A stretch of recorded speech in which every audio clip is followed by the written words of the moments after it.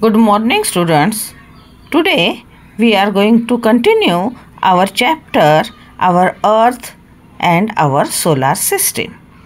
Today we will talk about gravity. Do you know what is meant by gravity?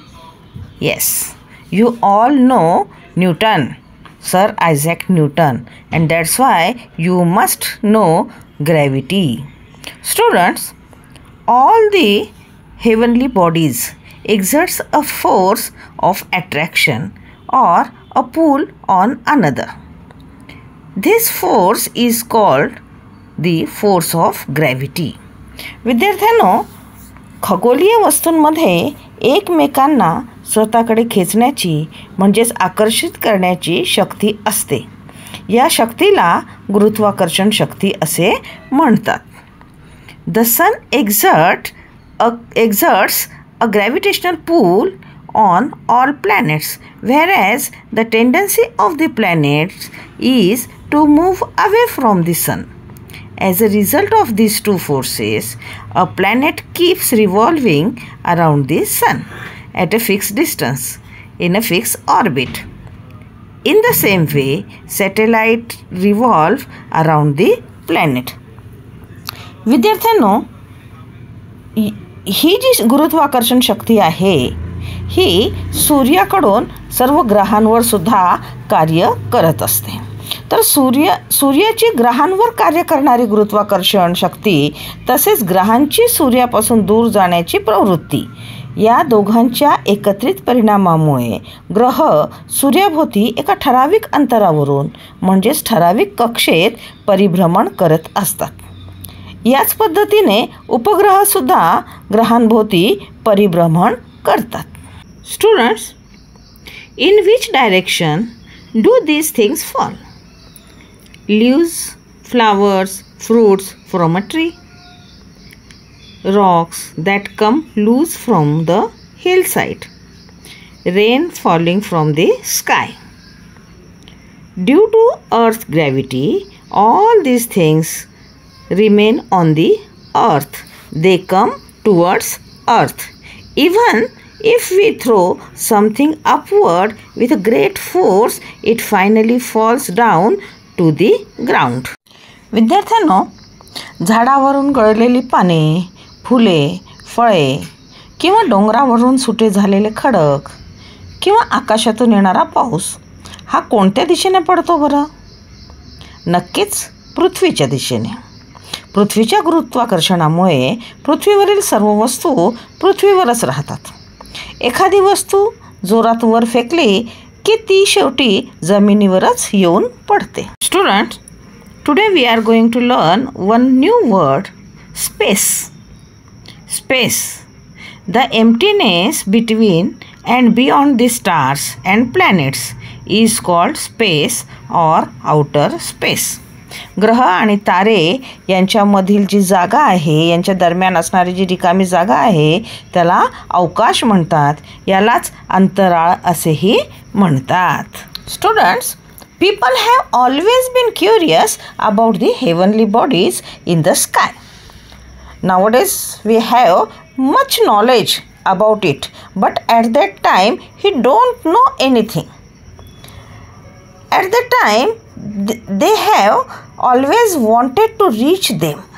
However, to send some object from the earth into space, it must be given power against the force of gravity.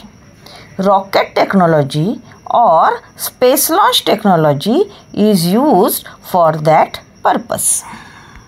मानवाला पूर्वीपासूनच खगोलीय वस्तूंविषयी नेहमीच कुतूहल राहिले. आजही आपल्याला कुतूहल आहे की नाही? खरे तर आता आपल्याला खूपशी माहिती शास्त्रज्ञांनी उपलब्ध करून दिलेली आहे, तरीसुद्धा आपल्याला त्यांच्याबद्दल कुतूहलच आहे. मग त्या खगोलीय वस्तूंचं संशोधन करण्यासाठी तिथपर्यंत आपल्याला जायला हवे असे मानवाला वाटले. आणि मग मानवाने काय केलं आहे की अवकाशात पाठवण्यासाठी काही व्यवस्था केली. काय व्यवस्था केली? तर त्याने असं केलं की त्याने अवकाश प्रक्षेपण तंत्र शोधून काढलं. अवकाश प्रक्षेपण तंत्र काय आहे? तर पृथ्वीवरून एखादी वस्तू अवकाशात पाठवण्यासाठी तिला पृथ्वीच्या गुरुत्वाकर्षणाच्या विरुद्ध शक्ती द्यावी लागते आणि त्यासाठी वापरात येणारी जे तंत्र आहे त्याला काय म्हणतात? अवकाश प्रक्षेपण तंत्र. नाव we will talk about India's space missions. Chandrayaan. On 22nd October 2008, the Indian Space Research Organization, that is ISRO, launched a spacecraft to the moon. This mission is known as Chandrayaan-1. Mangalyaan is another important Indian space mission. It is known as MOM or Mars Orbit Mission. It was launched on 5th November 2013. It got established in an orbit around the planet Mars on 24th September 2014. ISRO achieved that feat in its first attempt. Both these missions are unmanned. That is, there were no people on board these spacecraft. The objectives of the missions is a deeper study of the moon and Mars. We all celebrate Diwali. In Diwali, we use different types of firecrackers. One of the Diwali firecrackers is a rocket. It is packed with explosive substances. The explosives burn rapidly and produce a lot of energy. The design of the rocket is such that firecracker is pushed in the certain direction at a great speed. अवकाशयानाचे अवकाशात प्रक्षेपण करण्यासाठी शक्तिशाली अग्निबाणांचा म्हणजे रॉकेटचा उपयोग करतात. रॉकेटमध्ये प्रचंड प्रमाणात इंधन जाळले जाते आणि त्यामुळे हजारो टन वजनाचे अवकाशयान अंतराळात नेले जाते. 20व्या शतकात जगातील काही देशांनी अवकाश प्रक्षेपण तसेच अवकाशयानासंबंधी तंत्रज्ञान विकसित केले. शेकडो अवकाशयाने अंतराळात पाठवली गेली. आपला देश अवकाश प्रक्षेपण तंत्रज्ञानाच्या विकासासाठी प्रसिद्ध आहे.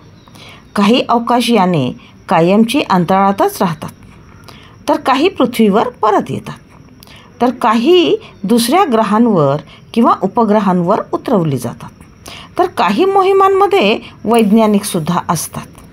अवकाशयानातून जातात त्यांना अंतराळवीर असे म्हणतात. Do you know the names of Indian astronauts?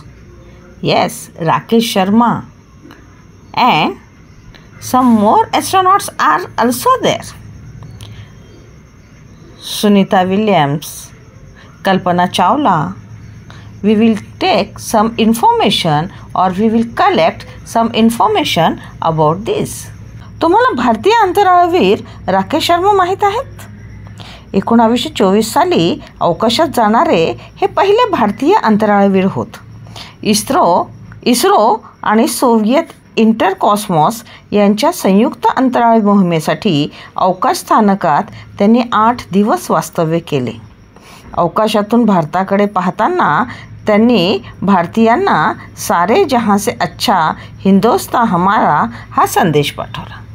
तत्कालीन पंतप्रधान इंदिरा गांधी यांनी जेव्हा त्यांच्याशी संवाद साधला तेव्हा त्यांनी विचारले की वहाँ से आपको भारत कैसा नज़र आ रहा है? तेव्हा त्यांचं उत्तर होतं, सारे जहां से अच्छा. Man-made satellites. Man-made satellites provide useful information for agriculture, environment, weather forecasting, making maps and searching for water and mineral wealth on the earth. They are also used for telecommunication. They are put into orbit around the earth.